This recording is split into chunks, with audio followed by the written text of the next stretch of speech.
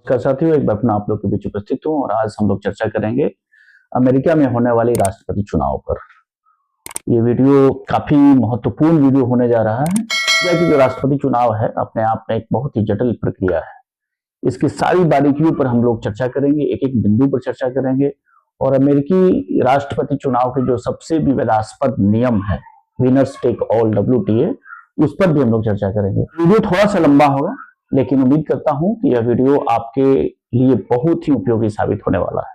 सबसे पहले हम लोग समझते हैं कि अमेरिका के राष्ट्रपति चुनाव की टाइमलाइन क्या होती है, क्योंकि टाइमलाइन को जानना भी बहुत ही जरूरी है।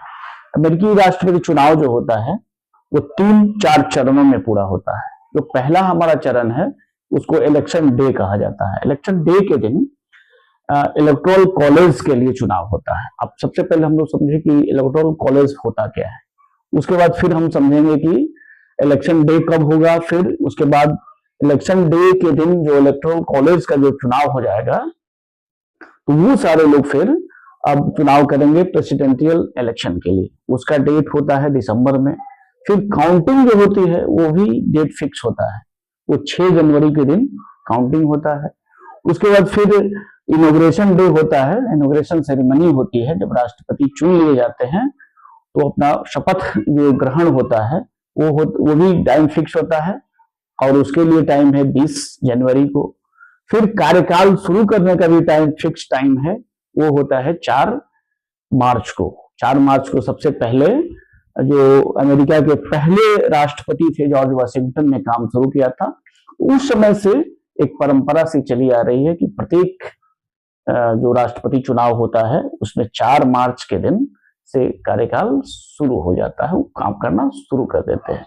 तो आगे बढ़ने से पहले एक बार सभी मित्रों से अनुरोध करूंगा कि जो भी मित्र चैनल पे नए हो, चैनल को सब्सक्राइब अवश्य करेंगे, लाइक करेंगे, शेयर करेंगे और हाँ, अपना कमेंट्स अवश्य करेंगे। सबसे पहले हम लोग देखते हैं कि अमेरिका का जो इलेक्शन डे होता है उस दिन इलेक्टोरल कांग्रेस का जो कॉलेज का जो चुनाव होता है, तो भारत की तरह वहां भी जो राष्ट्रपति होते हैं वो सर्वोच्च संवैधानिक पद के मुखिया होते हैं। लेकिन भारत और अमेरिका में अंतर थोड़ा सा ये है कि भारत का जो राष्ट्रपति होता है वो सिर्फ संवैधानिक प्रमुख होता है, कार्यकारी प्रमुख नहीं होता है। लेकिन अमेरिकी जो राष्ट्रपति होते हैं वो संवैधानिक प्रमुख के साथ साथ कार्यकारी प्रमुख भी होते हैं।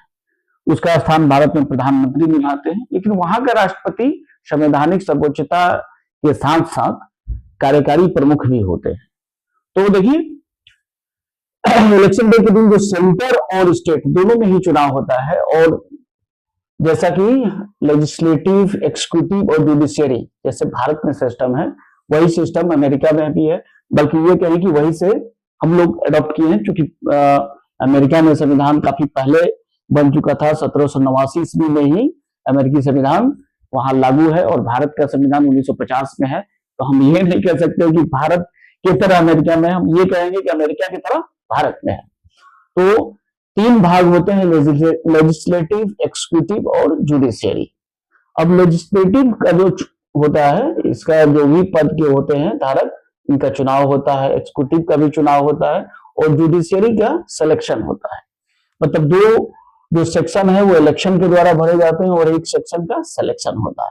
ठीक इसी तरह स्टेट में भी होता है, लेजिस्लेटिव, एक्सिक्यूटिव और जुडिशियरी। अब लेजिस्लेटिव जो होता है उसको कांग्रेस कहा जाता है, जैसे कि भारत में हम लोग संसद कहते हैं। इसके 2 भाग होते हैं, हाउस ऑफ रिप्रेजेंटेटिव और सीनेट। जैसे भारत में कह सकते हैं कि हाउस ऑफ रिप्रेजेंटेटिव का मतलब हुआ कि लोकसभा, और सीनेट का मतलब यहां हम समझ सकते हैं कि राज्यसभा। तो हाउस ऑफ रिप्रेजेंटेटिव में 435 सदस्य होते हैं और प्रत्येक राज्य के लिए उनकी जनसंख्या के अनुसार बटा होता है। जैसे सबसे बड़ा जो राज्य है अमेरिका का वो है कैलिफोर्निया। तो कैलिफोर्निया में हाउस ऑफ रिप्रेजेंटेटिव से 53 सदस्य होते हैं। और कुछ ऐसे छोटे छोटे राज्य हैं जैसे कि अलास्का है, तो वहां से सिर्फ एक ही होता है, क्योंकि वहां की जनसंख्या काफी कम है। तो इस प्रकार से कुल जो संख्या होता है वो 435 होता है। और एक डिस्ट्रिक्ट, एक जो क्षेत्र है उसको राज्य नहीं कहकर डिस्ट्रिक्ट कहा जाता है। District of Columbia, DC, Washington DC का आपने नाम सुना है, वहां की राजधानी भी है। तो डीसी में जो है वो 3 सदस्य होते हैं, तो 435 और 3 मतलब कि 438, यानी कि हाउस ऑफ रिप्रेजेंटेटिव के कुल सदस्यों की संख्या 438 होता है, और सीनेट के सदस्यों की संख्या मतलब उच्च सदन के सदस्यों की संख्या होता है 100, प्रत्येक राज्य के लिए 2-2। जैसा कि हम सभी जानते हैं कि संयुक्त राज्य अमेरिका में 50 राज्य हैं, तो 50 दूना 100।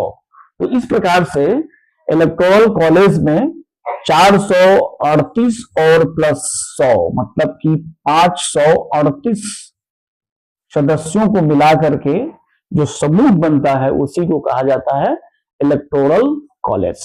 और इसी का चुनाव होगा आगामी 5 नवंबर को। अब आप, मुझे लगता है कि बात को समझ गए होंगे।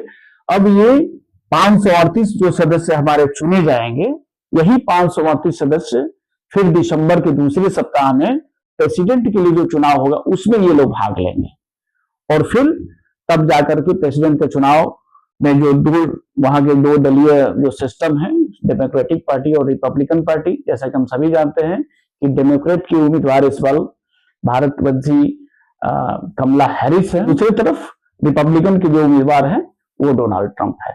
इन दोनों के बीच करीब टक्कर है। इस पर हम लोग चर्चा सबसे लास्ट में करेंगे कि वर्तमान परिप्रेक्ष्य में कौन किसका बल्ला भारी है या कम है, या किसके जीतने से क्या प्रभाव पड़ेगा भारत की पृष्ठभूमि को देखते हुए। तो इसकी चर्चा हम लोग सबसे लास्ट में करेंगे। पहले हम लोग प्रोसेस को समझते हैं कैसे क्या होता है। तो 538 सदस्यों को मिला करके जो इलेक्टोरल कॉलेज है उसका चुनाव होगा 5 नवंबर को। इसी को इलेक्शन डे कहा जाता है। इलेक्शन डे, जिस भी साल इलेक्शन होगा उस साल के नवंबर महीने के ट्यूसडे, यानी कि पहले जो सोमवार होगा उसके बाद वाला जो ट्यूसडे होगा उसी दिन चुनाव होगा, उसको हम लोग कहते हैं इलेक्शन डे। इस बार ये पड़ा है 5 नवंबर को। ठीक है, मुझे लगता है ये बात को आप समझ गए होंगे कि इलेक्शन डे किस दिन होगा, इसमें कोई कंफ्यूजन नहीं है। अब दूसरा जब अगर हम लोग आएंगे तो प्रेसिडेंट इलेक्शन। तो प्रेसिडेंट का इलेक्शन जैसे भारत में अप्रत्यक्ष प्रणाली से होता है, जैसे डायरेक्ट जनता नहीं चुनती है, उसी तरह अमेरिका में भी होता है। डायरेक्ट जनता चुनती है किसको? इलेक्टोरल कॉलेज को, यहाँ पे जो कल चुनाव होने वाला है, और ये लोग फिर जाकर के राष्ट्रपति के और उपराष्ट्रपति के चुनाव करेंगे। तो ये जो इलेक्शन होगा प्रेसिडेंट के लिए, ये होगा दिसंबर के दूसरे बुधवार के बाद आने वाले सोमवार को। याद रखेंगे कि दूसरा जो बुधवार होगा, दिसंबर महीने के जो दूसरा बुधवार होगा, उसके बाद आने वाले जो सोमवार होगा उस दिन चुनाव होगा, प्रेसिडेंट का इलेक्शन होगा। ये कौन करेंगे? तो इलेक्टोरल कॉलेज के द्वारा जो 538 सदस्य चुने जाएंगे ये लोग करेंगे। ठीक है, अब जो चुनाव होगा, इस चुनाव का जो काउंटिंग कब होगा तो ये भी फिक्स होता है, इसको याद रखेंगे आप। 6 जनवरी को ये काउंटिंग होता है और इसके लिए फिक्स डेट है, ये कभी भी आगे पीछे नहीं होता है। अब ये काउंटिंग 6 जनवरी को होगा, उसी दिन शाम तक या अगले दिन ये पता चल जाता है कि किसकी पल्ला भारी है, कौन जीता कौन हारा। 20 तारीख को, 20 जनवरी को इनकी विधिवत जो सेरेमनी होती है, जिसको कहा जाता है इनॉग्रेशन सेरेमनी, इनॉग्रेशन डे कहा जाता है, उस दिन 20 जनवरी को ये अपना राष्ट्रपति के रूप में और उपराष्ट्रपति के रूप में शपथ ग्रहण करते हैं। और इनका कार्यकाल की जो शुरुआत होती है वो उसी साल के 4 मार्च से शुरुआत होती है। 4 मार्च का दिन इसलिए रखा गया है क्योंकि अमेरिका के जो पहले राष्ट्रपति थे जॉर्ज वाशिंगटन, उनका कार्यकाल शुरू हुआ था 4 मार्च से, इसलिए 4 मार्च के दिन को रखा गया है। अभी हम देखते हैं कि अमेरिकी राष्ट्रपति चुनाव का प्रोसेस क्या होता है। हम सभी जानते हैं कि अमेरिकी जो राष्ट्रपति होते हैं उनका कार्यकाल 4 वर्षों का होता है, और जो हाउस ऑफ रिप्रेजेंटेटिव के सदस्य होते हैं उनका कार्यकाल 2 वर्षों का होता है। सीनेट के सदस्यों का कार्यकाल 6 वर्षों का होता है। तो प्रोसेस सबसे पहले हम लोग देखें, स्टेप 1 में चुनाव जो वर्ष होता है उसके 1 वर्ष से लेकर के 6 महीना पहले चुनाव के लिए घोषणा किया जाता है, और इसे इंटेंशन कहा जाता है। इच्छुक व्यक्ति जो भी इस चुनाव में भाग लेना चाहते हैं, चाहे वो हाउस ऑफ रिप्रेजेंटेटिव के लिए हो या फिर सीनेट के लिए हो, वो अपना घोषणा करते हैं, जिसे इंटेंशन कहा जाता है। इसको याद रखेंगे, ये मेंस परीक्षा के लिए काफी उपयोगी है और पीटी के लिए भी काफी उपयोगी है। इसे इंटेंशन कहा जाता है। अब दूसरे स्टेप में अगर हम लोग आते हैं तो प्रत्येक राज्य में दो तरह की इकाइयां होती हैं, एक प्राइमरीज कहा जाता है, दूसरा कॉक्सीज कहा जाता है।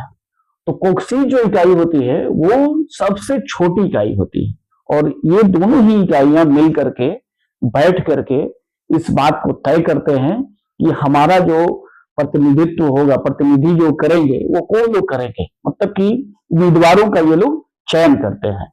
और उम्मीदवारों का चयन करने के बाद तीसरे जो स्टेप पे जब हम लोग आते हैं तो लगभग 6 महीना पहले प्रेसिडेंशियल नॉमिनेशन का कार्यकाल शुरू होता है, जिसमें कि सभी 50 राज्यों के प्रतिनिधि शामिल होते हैं। अब ये जब तीसरा हमारा स्टेप पूरा हो जाता है तो चौथे स्टेप में जब उम्मीदवार फाइनल हो जाता है तो सितंबर से लेकर के नवंबर तक चुनाव प्रचार शुरू होता है, जिसे अमेरिकी भाषा में प्रेसिडेंशियल डिबेट्स कहा जाता है। एक एनजीओ है जिसको सारे दल का मतलब वहां से दो ही दल होते हैं, रिपब्लिकन और डेमोक्रेट्स। इन्होंने मिल करके एक एनजीओ बनाया है और ये एनजीओ का काम होता है कि प्रेसिडेंशियल जो डिबेट्स होता है इसको ऑर्गेनाइज करे। यहाँ ये भी बात याद रखने वाली है कि जो राष्ट्रपति के लिए जो चुनाव होगा उसके लिए जो प्रेसिडेंशियल डिबेट्स होगा वो 3 होगा और उपराष्ट्रपति के लिए 1 होगा। इस बात को भी हमें याद रखना है। अमेरिकी संविधान जैसे कि हम सभी जानते हैं कि 1789 में से लागू है। 1789 से लेकर अभी तक अमेरिका के संविधान में सिर्फ 27-28 बार ही संशोधन हो पाया है। कुछ प्रमुख संशोधनों को हम लोग यहाँ याद रखेंगे जिनका संबंध अमेरिका के राष्ट्रपति के चुनाव से संबंधित है। तो देखिए, पहला जो संशोधन के रूप में हम लोग याद रखेंगे, सबसे इंपॉर्टेंट है, 1951 में हुआ है और 22वां संशोधन है।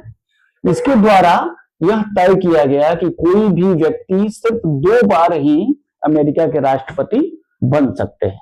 इसको याद रखेंगे। ये कब हुआ है? 1951 में और इसका नंबर था 22वें संविधान संशोधन के द्वारा यह तय किया गया कि कोई भी व्यक्ति 2 बार सिर्फ राष्ट्रपति बन सकते हैं। दूसरा एक और संविधान संशोधन आपको याद रखने वाली है, 1961 में 1961 में 25वां संविधान संशोधन हुआ था और इसके द्वारा यह तय किया गया कि राष्ट्रपति की मृत्यु के बाद जो उपराष्ट्रपति होंगे वो राष्ट्रपति के पद को धारण करेंगे और उस जो शेष बचा हुआ कार्यकाल है उसको पूरा करेंगे। अर्थात के बीच में मध्यावधि चुनाव जैसी कोई वहां पे परंपरा सिस्टम नहीं है। जो भी अगर राष्ट्रपति की मृत्यु हो जाती है तो उपराष्ट्रपति ही राष्ट्रपति के पद को संभालेंगे, उस समय तक संभालेंगे जब तक कि वो कार्यकाल पूरा नहीं हो जाता है। तो इस पॉइंट को याद रखने वाली बात है, बहुत इंपॉर्टेंट है। 1961 में और 25वां संविधान संशोधन है। इसके पहले एक और बहुत ही महत्वपूर्ण संविधान संशोधन हुआ है 1804 ईस्वी में और वो है 12वां संविधान संशोधन। इसके द्वारा यह तय किया गया कि राष्ट्रपति और उपराष्ट्रपति दोनों ही एक ही पार्टी के होंगे। जैसे कि राष्ट्रपति अगर डेमोक्रेट हैं तो उपराष्ट्रपति भी डेमोक्रेट ही होंगे। अगर रिपब्लिकन राष्ट्रपति बनते हैं तो रिपब्लिकन उपराष्ट्रपति भी होंगे। तो ये 3 संविधान संशोधन काफी महत्वपूर्ण है। और अंत में हम लोग अमेरिकी राष्ट्रपति चुनाव के सबसे जो विवादास्पद नियम है उस पर चर्चा करते हैं। Winners take all, WTA। Winners take all क्या होता है, पहले इसको हम लोग समझेंगे। असल में अमेरिकी राष्ट्रपति चुनाव का सबसे अगर बुरा पक्ष कहा देखा जाए या फिर विवादास्पद पक्ष देखा जाए तो हमेशा से विनर्स टेक ऑल रहा है।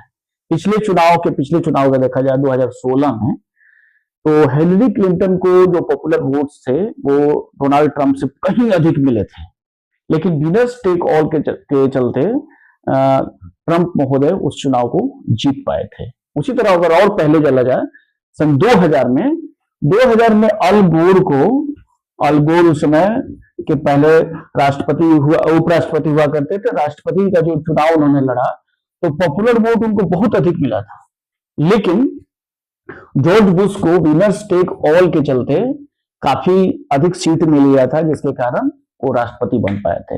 ठीक यही स्थिति हुआ था 2016 में। 2016 में यही हुआ कि हिलरी क्लिंटन जो डेमोक्रेट की उम्मीदवार थी, उनको पॉपुलर वोट बहुत अधिक मिले थे डोनाल्ड ट्रंप की अपेक्षा। लेकिन डोनाल्ड ट्रंप के साथ ऐसा एक करिश्मा हुआ, एक ऐसा उनके साथ कहेंगे कि भाग्य ने साथ दिया कि विनर्स टेक ऑल के चलते उनको अधिक सीटें मिल गई। अब हम लोग समझते हैं कि विनर्स टेक ऑल होता क्या है। असल में नियम ये है कि किसी भी राज्य में जब चुनाव होते हैं हाउस ऑफ रिप्रेजेंटेटिव के लिए, HOR के लिए, तो उसमें अगर 50% से अधिक मत अगर किसी को मिलता है तो उस राज्य का पूरा जो सीट है उस पार्टी को मिल जाएगा। अब देखिए उदाहरण के लिए समझते हैं हम लोग, जैसे मान लीजिए कि सबसे बड़ा राज्य हमारा कैलिफोर्निया है, तो कैलिफोर्निया में अगर 53 सीट है और अगर डेमोक्रेट को इसमें से मिल जाता है 30 सीट और रिपब्लिकन के लिए बच गया 23 सीट, ये तो थोड़ा सा अंतर ज्यादा हो गया। अगर और इसके अंतर कम कर दे तो अगर मान लीजिए कि 26 सीट मिल रहा है डेमोक्रेटिक उम्मीदवार को और 27 सीट मिल रहा है आपको रिपब्लिकन को, तो सिर्फ एक सीट अधिक इसको मिल रहा है। लेकिन एक सीट अधिक मिलने के बावजूद ये विनर्स टेक ऑल नियम के कारण ये 53 के 53 सीट इनके खाते में चले आएंगे। बताइए कितना गलत ये नियम है। एक तरह से देखा जाए तो मेरे समझ से तो बिल्कुल गलत है। रिपब्लिकन को यहां मिला 27 सीट और उनको काउंट कितना किया जाएगा, टोटल 53 सीट, कैलिफोर्निया का सारा सीट वहां चला जाएगा। ये विनर्स टेक ऑल के चलते कई बार ऐसा होता है कि 1%, 50% से अगर 1%, आधा परसेंट भी ज्यादा जिस भी दल को मिल गया वोट, वो टोटल सीट, उस राज्य का टोटल सीट उनके खाते में चला जाता है। और इस प्रकार ये जितना ये सीट मिला है दूसरे दल को, ये सारा का सारा बेकार हो जाता है। और कई बार ऐसा होता है कि राष्ट्रपति चुनाव में इसका गलत फायदा भी हो जाता है। अमेरिका की जो स्टेट्स है उसको 2-3 भागों में बांटा जाता है। एक को हम लोग कहते हैं रेड स्टेट। तो रेड स्टेट जो होता है वो रिपब्लिकन के लिए सेफ स्टेट माना जाता है। रिपब्लिकन पार्टी के लिए सेफ स्टेट मतलब कि हमेशा से वहां से स्ट्रॉन्ग होल्ड रहा है रिपब्लिकन लोगों का, और इसको रेड स्टेट कहा जाता है, जिसमें टेक्सास के अगुवाई में कई सारे राज्य है। मतलब कि अमेरिका के जो दक्षिणी राज्य हैं जो कि काफी समृद्ध भी है, वो सारे राज्य जो है वो रेड स्टेट के रूप में माने जाते हैं। ब्लू स्टेट कहा जाता है जो कि डेमोक्रेट के लिए सेफ स्टेट माना जाता है, स्ट्रॉन्ग होल्ड है वहां पे डेमोक्रेटिक उम्मीदवारों का। और ये है जैसे कि न्यूयॉर्क है, कैलिफोर्निया जैसे बड़े राज्य हैं, ये सारे राज्यों में डेमोक्रेटिक उम्मीदवारों का दबदबा हमेशा से रहा है, काफी स्ट्रॉन्ग होल्ड माना जाता है। जो तीसरा हमारा राज्य है पर्पल स्टेट कहा जाता है, जिसे स्विंग स्टेट या बैटल ग्राउंड स्टेट भी कहा जाता है। ये ऐसे स्टेट हैं कि जिस तरफ ये अगर डेमोक्रेटिक की तरफ झुक गए तो उसकी मतलब उसकी पार्टी की सरकार बन जाती है, या फिर रिपब्लिकन की तरफ अगर झुक गए तो उनकी सरकार बन जाती है। तो इसीलिए इनको बैटल ग्राउंड स्टेट या स्विंग स्टेट भी कहा जाता है, जिसमें जॉर्जिया, पेंसिल्वेनिया आदि राज्य हो, जो कि जिस पार्टी की तरफ इनका मूव हुआ उसकी सरकार बनना तय हो जाता है।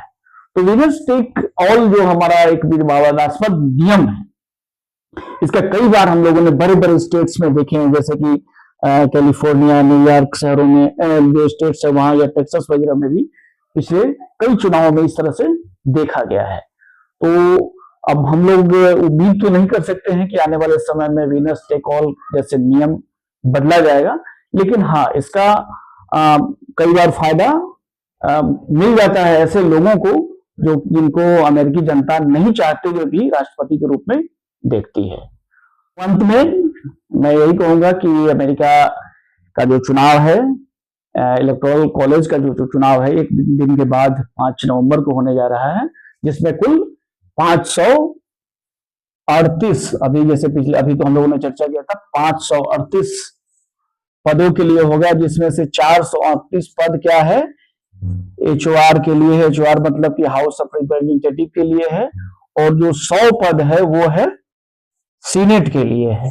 तो इस प्रकार कुल मिलाकर 538 पद हैं। 538 पद में से 538 में से अगर 270 पद जिस भी पार्टी को मिल जाता है 270, उसका कम से कम न्यूनतम 270 पद अगर मिल जाता है तो उनकी सरकार बन जाती है। अगर नहीं मिलता है तो ऐसी स्थिति में एक सेशन को बुलाया जाता है और सेशन को बुलाया जाता है उपराष्ट्रपति के द्वारा, और वो पूरा सेशन जो है वो बदल जाता है एक चुनावी सभा के रूप में। और उसी समय जो हमारा सीनेट लोग होते हैं, जैसे कि हर राज्य के दो दो जो सीट है, वो सारे लोग चुनाव करते हैं, अपना वोट डालते हैं, और वोट डालने के बाद फिर तय किया जाता है कि राष्ट्रपति हमारा कौन होगा। तो इस प्रकार से अमेरिकी जो राष्ट्रपति का जो चुनाव की प्रक्रिया है, उसका पहला चरण 5 नवंबर को शुरू हो रहा है, काउंटिंग 6 जनवरी को होगा, 20 जनवरी को इनॉग्रेशन होगा, शपथ ग्रहण होगा, और 4 मार्च को नए राष्ट्रपति के रूप में, अब चाहे वो कमला हैरिस जी हो या फिर डोनाल्ड ट्रंप हो, दोनों में से कोई एक राष्ट्रपति के रूप में देखे जाएंगे। दोनों ही अगर राष्ट्रपति बनते हैं तो अपना अपना कीर्तिमान स्थापित करेंगे। अगर कमला हैरिस राष्ट्रपति बनती हैं तो अमेरिका के इतिहास में पहली महिला राष्ट्रपति होंगी। हालांकि ये भी सुनने में थोड़ा सा हास्यास्पद लगता है, क्योंकि अमेरिका अपने आप को प्रजातंत्र की जननी कहता है, लेकिन आज तक कभी भी कोई महिला वहां की राष्ट्रपति नहीं बन पाई है। तो पहली बार अगर कमला हैरिस जीतती हैं तो पहली महिला वहां की राष्ट्रपति बनेंगी। अगर डोनाल्ड ट्रंप राष्ट्रपति बनते हैं तो ये भी अपने आप में कीर्तिमान होगा, क्योंकि डोनाल्ड ट्रंप दूसरी बार राष्ट्रपति बनेंगे, लेकिन एक टर्म उनका बीच में छूट गया है। 2016 से 20 तक रहे हैं राष्ट्रपति, फिर अभी जो बाइडेन है, और अगर ये चुनाव जीतते हैं तो उनके लिए भी एक नया कीर्तिमान होगा। अब सवाल ये उठता है कि भारत के लिए कौन सा सही होगा, कौन सा गलत हुआ। तो ये कहना थोड़ा सा जल्दबाजी होगी कि डोनाल्ड ट्रंप, जैसे कि अभी भारत में हवा चल रही है, लोग चाहते हैं, भारत में भी राइट विंग सरकार है और डोनाल्ड ट्रंप हमेशा से राइट विंग रहे हैं, राइट विंगर रहे हैं, तो लोगों को लग रहा है कि अगर डोनाल्ड ट्रंप अमेरिका के राष्ट्रपति बनते हैं तो भारत को इससे बहुत सारा फायदा होगा। मुझे ऐसा नहीं लगता है। अगर कमला हैरिस बनती हैं तो भारत को क्या फायदा होगा, क्या नुकसान होगा, क्योंकि डेमोक्रेट जो भी होते हैं उनका एक अलग एजेंडा होता है, वहां के इंटरनल एजेंडा कुछ अलग होता है, बाहर के देशों के लिए उनका एजेंडा अलग होता है, रिपब्लिकनों के लिए भी उनका एजेंडा अलग होता है। तो अभी ये कहना जल्दबाजी होगा कि कमला हैरिस चूंकि भारत वंशी ही हैं, राष्ट्रपति बनती हैं तो भी भारत के लिए काफी खुशी की बात है, डोनाल्ड ट्रंप बनते हैं तो भी खुशी की बात है। और इस नोट पे ही इस वीडियो को मैं समाप्त करता हूं। वीडियो कैसा लगा अपनी राय अवश्य देंगे, और मुझे लगता है कि यह वीडियो आपके लिए काफी इंफॉर्मेटिव साबित होगा। बहुत बहुत धन्यवाद मित्र।